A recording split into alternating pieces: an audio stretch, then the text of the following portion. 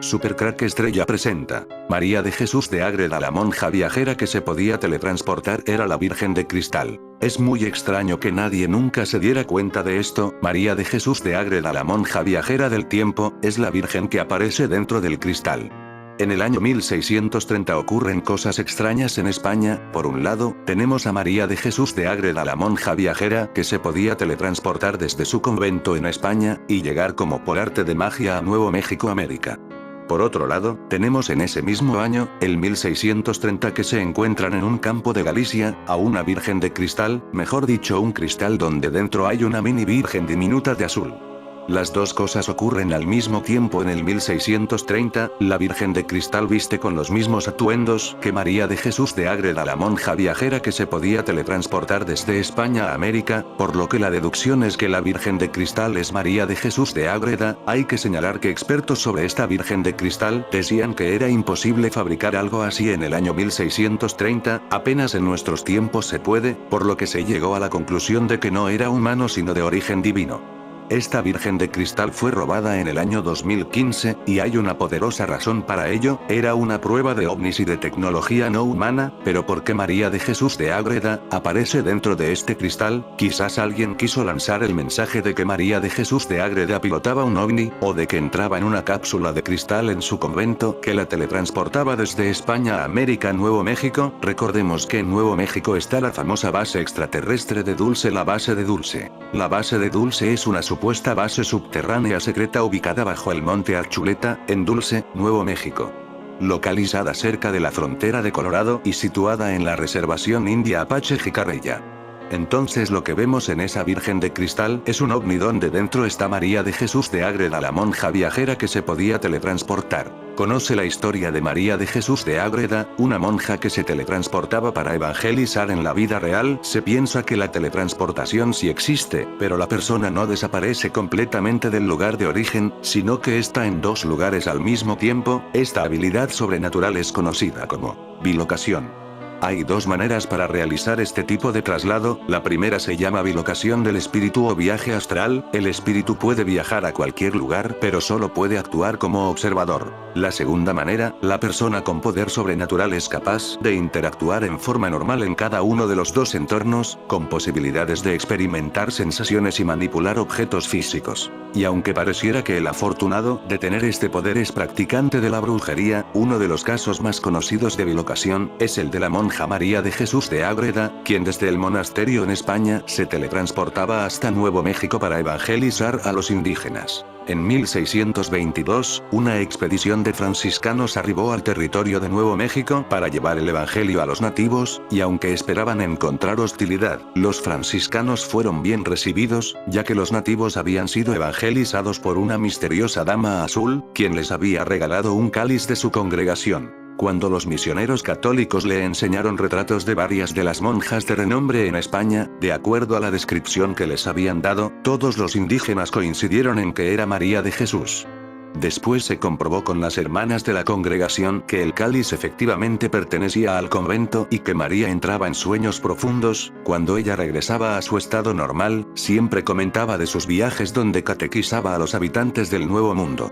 Cabe destacar que María nunca había viajado de la ciudad donde nació ni había abandonado su claustro. La pobre monja fue acusada de brujería. Los inquisidores la persiguieron e hicieron pruebas por años para demostrar que era merecedora de ir a la hoguera. Afortunadamente la monja demostró su inocencia y se comprobó que sus poderes de teletransportación no eran por su veneración al diablo, sino de una fuente divina. María Coronel y Arana, más conocida como María de Jesús de Ágreda. Ágreda, 2 de abril de 1602, Ágreda, 24 de mayo de 1665, abadesa del convento de las Madres Concepcionistas de Ágreda, Soria, también conocida como la Venerable Sor María, o Madre Ágreda, fue una escritora y monja concepcionista española. Es considerada por los católicos una de las más grandes místicas de la historia de la Iglesia Católica. Mantuvo una abundante relación epistolar con el rey Felipe IV durante más de 20 años. Convento de las Madres Concepcionistas de Ágreda, Soria, la Virgen del Cristal, Virxe do Cristal, también conocida como la Pequeñita, a Pequeñiña, es una talla de reducidas dimensiones del siglo XVII que estuvo ubicada en el santuario de la Virgen del Cristal, en Celanova, Orense, Galicia, España, hasta 2015, año en que fue robada, permaneciendo en paradero desconocido desde entonces. La distancia entre ambos lugares es de 470 kilómetros. No parece mucho, pero en el 1630 eran días de viaje. Convento de las Madres Concepcionistas de Ágreda, Soria, tenía una máquina de teletransportación, que de alguna manera había realizado viajes hasta aquí. Santuario da Virxe de Cristal, Celanova, Orense, dejándonos una pista abandonada de lo que era esta máquina. De esta forma dejaron una reproducción diminuta de esta máquina de teletransportación. De aquí salió la Virgen de Cristal. La leyenda sostiene que la imagen fue hallada en Vilanova dos Infantes en el siglo XVII por un pastor que se encontraba trabajando la tierra. El labriego la guardó inicialmente en su faldriquera, pero, debido a que la pieza no le permitía moverse y al no considerarla valiosa, la arrojó al suelo, donde al día siguiente fue descubierta por una joven pastora, la cual llevó la imagen ante el cura de Vilanova. Su fama llegó a la corte de Felipe IV poco después de su aparición. El rey mandó trasladar la imagen ante él para que fuese estudiada por los sabios palaciegos, quienes llegaron a la conclusión de que no era obra humana, puesto que no era posible introducir la imagen en aquel cilindro de cristal sin juntas ni marca alguna. La fama de la Virgen del Cristal aumentó considerablemente en el siglo XIX gracias a Manuel Curros Enríquez, quien publicó en 1880 una larga composición de más de 1000 versos, la cual narra una historia de amor en la que la Virgen intercede entre dos enamorados, Martiño y Rosa, para reponer el honor de esta última, calumniada por otro pretendiente. María Coronel y Arana nació en la calle de las Agustinas. Sus padres se llamaban Francisco Coronel y Catalina de Arana. Concebieron 11 hijos, pero solo 4 sobrevivieron: Francisco, José, María y Jerónima. Catalina de Arana, nacida también en Ágreda, era oriunda de Vizcaya. En el convento de Ágreda se conserva todavía el documento de hidalguía de los Arana, de 1540. Sobre sus padres, modo de ser de ellos, costumbres, etc., la misma venerable nos ha dejado una semblanza. De la madre dice que era más oficiosa y viva de natural que el padre. Ambos, extremadamente religiosos. La familia Coronel Arana se relacionaba mucho con los franciscanos de San Julián. Así se llamaba el antiguo convento franciscano, que estaba situado en las afueras de la villa. La madre tenía allí a su confesor y acudía a diario a oír misa a la iglesia del convento. Casi no pasaba día sin que frailes franciscanos visitasen a la familia. María de Jesús de Ágreda recordó que ella, en su primera infancia, parecía un tanto apocada e inútil, y con el fin de que espabilara, su madre le trataba con dureza. Con verdad puedo decir que en mi vida les vi a los padres el rostro sereno hasta después de religiosa. La explicación que Sor María nos da de este comportamiento suyo en su primera infancia es muy otra de la que sus buenos padres podían alcanzar. Nos dice, en efecto, que en edad que ella no puede precisar, pero que debió de coincidir con el despuntar del uso de razón, sin que precediera información exterior ni enseñanza de criaturas, porque aún no tenía edad para ello, recibió una noticia de Dios, del mundo, del estado pecador del hombre, etc., cuyos efectos le habían de durar toda la vida. Como efecto de aquella noticia concebió un temor que jamás le abandonó. Temor de ofender a Dios y perder la gracia. Al cesar la enseñanza pasiva quedó como suspensa. Se veía rodeada de peligros, repleta de miserias, no osaba hablar con las criaturas, a todas reputaba superiores, el conocimiento propio le aterraba, iba a los lugares ocultos. Parece que nos está hablando de seres extraterrestres, que tomaron contacto con ella muy joven. Estos la enseñaron la tecnología de los ovnis y el manejo de estas máquinas. Por todo ello los padres la juzgaban insensata e inútil, y le daban el trato áspero que hemos dicho. ¿Qué hemos de hacer de esta criatura que no ha de ser para el mundo ni para la religión? A todo ello se agregaron diversas enfermedades, que a los 13 años de edad la pusieron a las puertas de la muerte. Se hizo la cera para mi entierro, dice ella. Pero todos los padecimientos los sobrellevaba con gran entereza por el conocimiento que tenía de ser hija de una raza pecadora, obligada a satisfacer a Dios por sus pecados. Maravillábanse los médicos de que pudiese llevar tan crueles males con tan débiles fuerzas y sin quejarme. Convento de la Concepción, en Ágreda, que fue casa de los Coronel. Aunque al principio la despreciaban y reñían por su desaseo y poco aliño, pronto empezaron a respetarla, pues aprendió a leer con presteza, era obediente, etc. Cuando cumplió los 12 años de edad, empezó a tratar de ingresar como religiosa. La primera idea fue que tomase el hábito en las Carmelitas Descalzas de Tarazona, y sus padres andaban ya dando los pasos para ello cuando sobrevino una circunstancia totalmente imprevista, que había de cambiar el rumbo de su vida. Entrada en religión. La madre de la venerable, Catalina de Arana, tuvo una revelación, confirmada por su confesor, Fr. Juan de Torresilla, según la cual debían transformar la casa en convento e ingresar en él como religiosas la propia madre con sus 2 hijas, mientras el padre y los 2 hijos entraban de religiosos en la Orden de San Francisco. En realidad los 2 hijos varones eran ya religiosos en dicha orden. Ante esto, María dio su conformidad al nuevo plan y desistió de ir a Tarazona, pero la idea era tan disonante, que chocó con la resistencia del padre de familia, y más todavía con la de un hermano de este, Medel. La oposición del vecindario en un principio fue también general, decían que era agravio del santo matrimonio. Así transcurrieron 3 años, no obstante, poco a poco se vencieron las oposiciones y dificultades. El padre cambió de parecer, y en 1618, hechas algunas reformas previas, la casa de Francisco Coronel se transformó en convento de monjas. Francisco, a quien siguió después su hermano Medel, ingresó como franciscano en calidad de hermano lego en el convento de Nalda, La Rioja. El tiempo que transcurrió hasta que el proyecto de la nueva fundación se plasmó en realidad, Sor María lo considera como su época de disipación. Los acaloramientos en torno al proyecto, las obras, etc., la distrajeron y disiparon un tanto en su vida espiritual, y hasta se dio a la tentación de vanidad. El nuevo convento había de ser de la Orden de la Inmaculada Concepción. Sin duda, el fervor inmaculista, que en España conocía entonces uno de sus mejores momentos, fue la causa de esta preferencia, pero entre las concepcionistas había 2 ramas. Una de calzadas y otra de descalzas. Madre e hija se decidieron por el Instituto de Descalzas. Mas como en el área de la provincia franciscana de Burgos, a la que pertenecía la fundación de Ágreda, no había concepcionistas descalzas, sino solo calzadas, se cometió la anomalía de traer de Burgos 3 monjas concepcionistas de las calzadas en calidad de fundadoras de un convento que había de ser de la rama descalza. Por esta razón dirá Sor María que la fundación no tuvo buen principio, pues las fundadoras venidas de Burgos tenían que enseñar un modo de vida que ellas no habían profesado ni practicado. 16 años tenía Sor María cuando tomó el hábito, juntamente con su madre y hermana. Pronto hubo nuevas vocaciones. En esta primera época la abadesa era de las venidas de Burgos en calidad de fundadoras. Una vez vestido el hábito, Sor María reacciona contra la disipación anterior y se entrega toda a la vida espiritual. Hecha la profesión en 1620, comienza en su vida un período de enfermedades, tentaciones y extraordinarios trabajos, que será seguido por otro de fenómenos espirituales resonantes.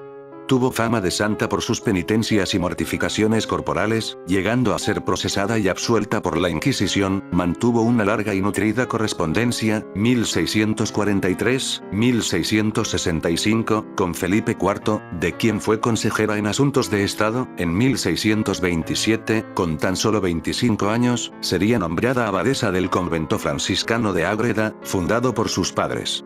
Misión sobrenatural en Nuevo México. Se dice que tenía el don de la bilocación, siendo señalada por franciscanos e indígenas contemporáneos como predicadora en Nuevo México, pese a que nunca abandonó su claustro. La base de Dulce es una supuesta base subterránea secreta ubicada bajo el monte Archuleta, en Dulce, Nuevo México.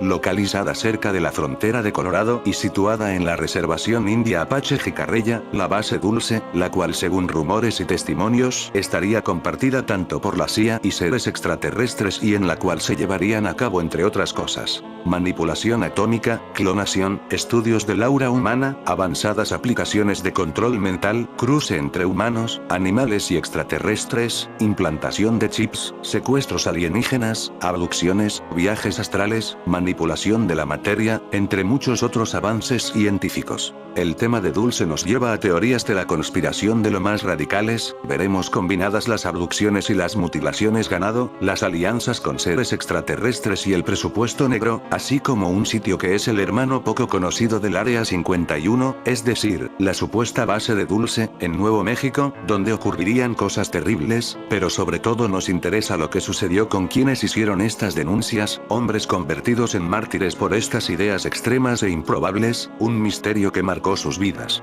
Algunos creerán en ellos, la mayoría les llamará locos. Esta es su historia. Dulce es un pequeño pueblo, tranquilo y rural, en el norte de Nuevo México, una zona desértica y bastante despoblada de la cual se hablan cosas increíbles. Nos encontramos en esta zona con hechos reales y bien documentados que son el origen de todo, y se trata de las famosas mutilaciones de ganado. En 1990 un investigador que se hacía llamar Jason Bishop, distribuyó un informe llamado Memorias e Impresiones de la visita a Dulce, Nuevo México. Allí relata que en esta localidad se reúne con un tal Dr. John Gille, ciudadano francés, físico, que ha abandonado su práctica para dedicarse a investigar el fenómeno ovni. Los ufólogos se desesperan por explicar el fenómeno de los ovnis, sea la aparición del platillo volante, detectado por el radar y las miradas de cientos de curiosos, o esas presencias fantasmales, en nuestro dormitorio, a caballo entre sueño fantástico, pesadilla y abducción. Los gurúes de la ufología empiezan a abandonar, salvo en Estados Unidos, la hipótesis extraterrestre, la hasta ahora solución viable al problema, para adoptar la creencia en una inteligencia superior que produce a la humanidad un teatro mental tiránico. Un grupo de investigadores, reunidos en Valencia, ofrecen en un manifiesto, llamado Proyecto Delfos, intrigantes puntos de vista. Estas manifestaciones son una de las múltiples facetas de un universo oculto extraño a nuestro mundo material. Su interferencia se inserta en el contexto de un complot, orientado hacia un nuevo orden natural. Este plan ha interferido en la normal evolución del hombre, y abarca la manipulación psíquica, la sugestión y el control telepático. La línea de trabajo Delfos contrarrestará esta acción subversiva. Ya se habla de los ovnis como agentes de desconstrucción cultural, ángeles de la guarda, hadas, elfos, gnomos, ouijas, duendes, brujas, apariciones marianas, dioses, demonios, ángeles, espíritus de difuntos y maestros ascendidos. Son eslabones de una cadena superinteligente que repercute en nuestro sistema de creencias. El doctísimo Salvador Freixedo, natural de Corullón, escribe: creo que las religiones, todas ellas sin excepción, las sectas modernas y pequeñas, y las grandes y clásicas, islamismo, cristianismo, budismo, son el gran instrumento que las entidades cósmicas han usado siempre para tenernos distraídos, con el propósito de que no progresemos y no caigamos en la cuenta de que ellos son los dueños del mundo. Las fuerzas ocultas necesitan testigos. Nunca la Virgen se aparecerá bajo el mar o en el desierto. Necesita pastores a los que dar mensajes. Ministro Alonso, actúe. Parece que muchos lugares de culto podían esconder este tipo de tecnología secreta. Es posible que en lugares a veces sagrados, o donde estaban la realeza, puede ser que una máquina de teletransportación fuera escondida en uno de estos lugares. La mañana de aquel viernes 16 de junio del año 2000, eran las 6 menos cuarto de la mañana cuando el agricultor Samuel Rodas llegaba a su finca ubicada en la zona conocida como la Dehesa en los alrededores de Escurial. Aún era de noche, cuando dejó su coche a la entrada de la parcela, y se adentró andando entre los surcos de tomateras. Iba organizando mentalmente los preparativos del día, pensaba que más tarde tenía que ir a recoger a sus hijos para que le ayudasen. Caminaba pensativo, pero en un momento dado, la cabeza y los pies de Samuel se paralizaron. Algo llamó poderosamente su atención. Enfrente suya, en medio de la plantación, una misteriosa silueta desprendía una extraña luminiscencia. No podía identificar lo que estaba viendo, parecía un bulto, pero ese bulto se movía ligeramente como si tuviese vida. En principio quiso pensar que se trataba de un perro y gritó mucho. Pero aquello ni se inmutó. El valiente agricultor, sin pensarlo demasiado, comenzó a caminar hacia el misterioso bulto. Conforme se iba acercando, sus pasos se iban ralentizando y se detuvo frente a él cuando estuvo a unos 6 metros. Aquel ser parecía un extraño enano que desprendía una intensa luz amarilla similar a la del sol cuando amanece. No llegaba al metro de estatura, tenía unos brazos y piernas muy cortos y una cabeza con aspecto humano. En cuanto a sus rasgos faciales, destacaban sus ojos de gran tamaño, negros y luminosos. Tenía lo que parecía ser una nariz un poco más grande que la nuestra y carecía de orejas. Su actitud era de lo más inquietante. Durante todo el tiempo mantuvo sus piernas juntas y los brazos pegados al cuerpo. Parecía estar vigilante, realizando barridos visuales con la cabeza, mientras su cuerpo realizaba un leve pero misterioso balanceo. Samuel no pudo ver si apoyaba sus pies en el suelo, pues las matas de las tomateras lo tapaban. Tampoco se fijó si portaba algún objeto. Emitía un sonido parecido al de una rueda cuando se desinfla o al de un compresor de aire. A pesar de percatarse de la presencia de Samuel, parecía ignorarlo. Presa del pánico, retrocedió rápidamente y acudió al pueblo a buscar a sus hijos para que fueran testigos de tan increíble experiencia. Volvió a la parcela junto a Iván y Jairo, de 12 y 9 años respectivamente. Cuando se iban acercando, ya desde el vehículo podían observar la pequeña y luminosa presencia entre las tomateras. Descendieron del coche y se quedaron estáticos junto al camino con la mirada puesta en aquella enigmática presencia que se mostraba indiferente a su llegada mientras continuaba realizando los acompasados movimientos. Los niños describieron el sonido que emitía como el que produce la hélice de una avioneta al cortar el aire mientras gira. El pequeño Jairo no se pudo contener y lanzó un grito al extraño visitante, lo que consiguió llamar su atención. Por primera vez la figura se giró clavando sus enormes ojos en ellos. Atemorizados con tal mirada, los tres decidieron volver al pueblo para buscar a más testigos, pero a su regreso a la dehesa el extraño humanoide ya había desaparecido. Los tres quedaron marcados tras el encuentro con este ser. El pequeño Jairo durante un tiempo no quiso salir de casa solo de noche y Samuel estuvo sin dormir 3 largas noches atormentado por la visión que intentaba borrar de su memoria. En fin, amigos de Super Crack Estrella, si el video te gustó, pulgar arriba.